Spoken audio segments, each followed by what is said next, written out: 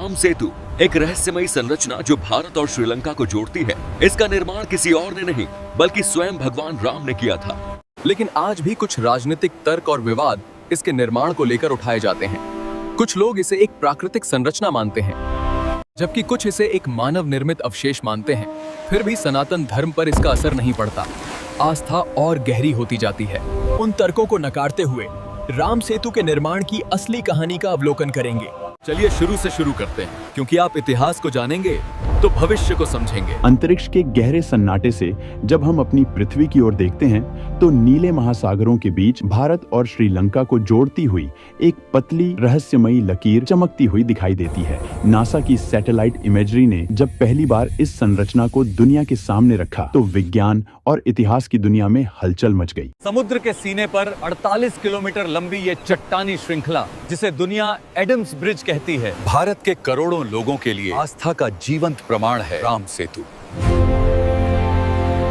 मानव इतिहास की सबसे बड़ी इंजीनियरिंग का नमूना।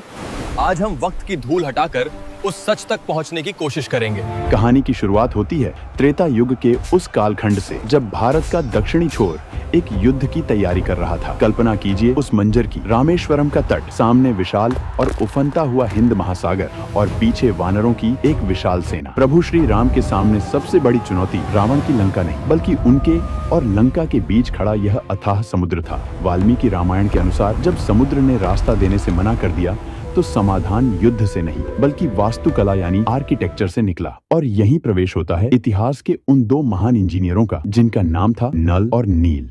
हम दोनों नल और नील हैं। हम दोनों की कमाल की इंजीनियरिंग का उपयोग कर राम सेतु बनाया है। अक्सर लोग कहते हैं कि हमें श्राप मिला था कि जिस भी चीज को हम समुद्र में फेंकेंगे वो वस्तु पानी में नहीं डूबेगी।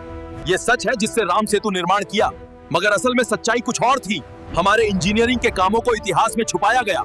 आज हम आपको शुरू से बताते हैं कैसे राम सेतु का निर्माण कैसे किया गया। जय श्री राम।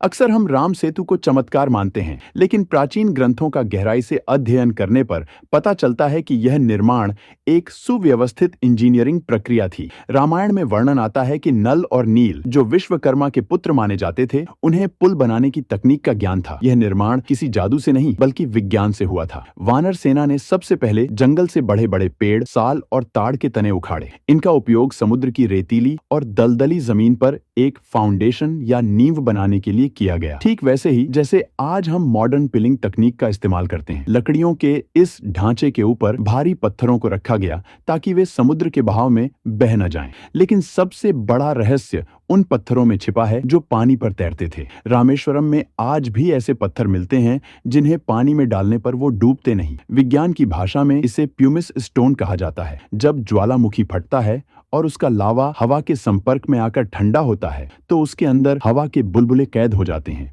जिससे पत्थर का घनत्व पानी से कम हो जाता है और वो तैरने लगता है। लेकिन यहाँ एक वैज्ञानिक पेंच है। रामेश्वरम के आसपास सैकड़ों किलोमीटर तक कोई ज्वालामुखी नहीं है, तो फिर ये तैरने वाले पत्थर वहाँ आए कहाँ से? क्या वानर सेना उन्हें किसी सुदूर इलाके से लाई थी? ये सवाल आज भी भूवैज्ञानिकों के लिए एक पहेली बना हुआ है। इतिहास के पन्नों को और पीछे पलटें तो विज्ञान एक और चौंकाने वाली थ्योरी सामने रखता है, आइस एज यानी हिमयुग की थ्योरी। भूवैज्ञानिकों का मानना है कि आज से करीब 18,000 साल पहले पृथ्वी पर हिमयुग के दौरान समुद्र का जलस्तर आज के मुकाबले काफी नीचे था।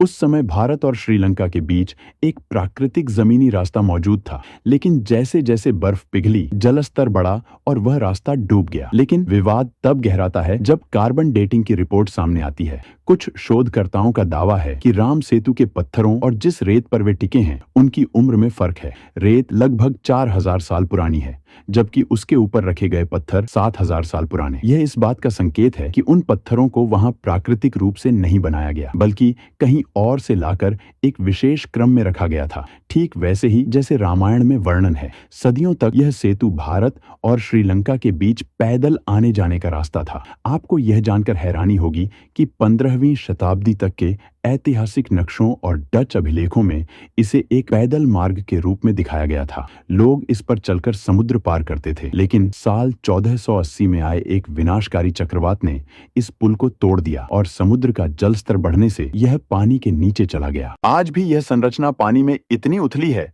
कि कई जगहों पर गहराई सिर्फ 3 से 30 फीट के बीच है। ऊपर से देखने पर गहरे नीले समुद्र के बीच फिरोजा रंग का पानी साफ बताता है कि नीचे एक डूबा हुआ पर्वत या पुल मौजूद है। आस्था और विज्ञान की इस बहस में एस बद्री नारायणन जैसे भूवैज्ञानिकों ने जब समुद्र के नीचे की चट्टानों का अध्ययन किया तो उन्हें वहां कोरल रीफ के प्रमाण मिले। लेकिन कोरल रीफ को बनने के लिए एक ठोस आधार चाहिए होता है। उनका निष्कर्ष था कि रेतीले समुद्र तल पर पत्थरों की एक कृत्रिम दीवार बनाई गई थी, जिस पर बाद में कोरल जमा हो गए। यह संरचना इतनी सीधी और सटीक है कि इसे केवल प्रकृति का खेल मान लेना मुश्किल लगता है। प्रकृति आड़ी तिरछी लकीरें खींचती है, लेकिन राम सेतु एक सधी हुई सीधी रेखा की तरह है। राम सेतु केवल ईंट पत्थरों का ढांचा नहीं है, यह एक सनातन सभ्यता की इच्छा शक्ति का प्रतीक है। जब हम राम सेतु को देखते हैं तो हमें रामायण की वो गिलहरी याद आती है जिसने अपनी क्षमता अनुसार रेत के कण डाले थे। ये सेतु हमें सिखाता है कि जब लक्ष्य बड़ा हो, इरादे मजबूत, तो समुद्र को भी रास्ता देना पड़ता है। चाहे लोग इसे लाइमस्टोन शोल कहें, पर ये प्रभु राम का चमत्कार है। यह संरचना आज भी सनातन सांस्कृतिक और भौगोलिक पहचान का एक अटूट हिस्सा है, जो राम के श्रीराम बनने का प्रमाण है। ऐसे ही भारत के इतिहास को जानने के लिए